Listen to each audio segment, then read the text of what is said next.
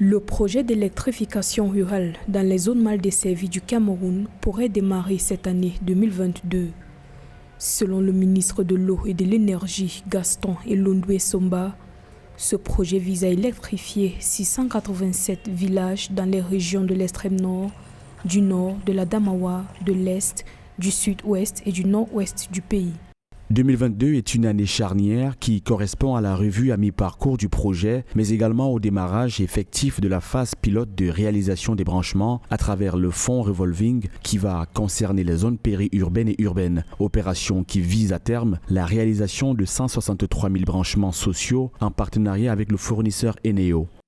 Le projet, qui bénéficie d'un apport financier de la Banque mondiale d'environ 85 milliards de francs CFA, comprendra notamment l'électrification de plus de 417 localités et la réalisation d'environ 120 000 branchements à l'horizon 2025 dans les régions de l'extrême nord, de l'est, du nord-ouest et du sud-ouest, ce qui devrait améliorer les conditions de vie de près de 2 millions de personnes.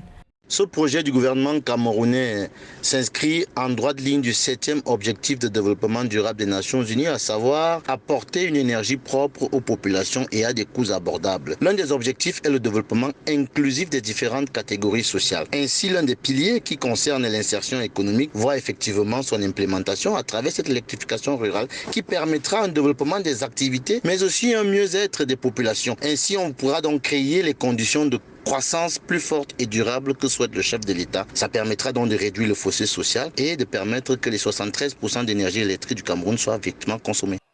Au Cameroun, la crise sécuritaire ainsi que des lenteurs dans le processus de passation des marchés entraînent des retards dans l'exécution des travaux d'électrification rurale depuis 2020. Cependant, pour l'année 2022, les autorités s'engagent pour le démarrage effectif des travaux d'accès à l'énergie dans les zones défavorisées et le paiement des indemnisations.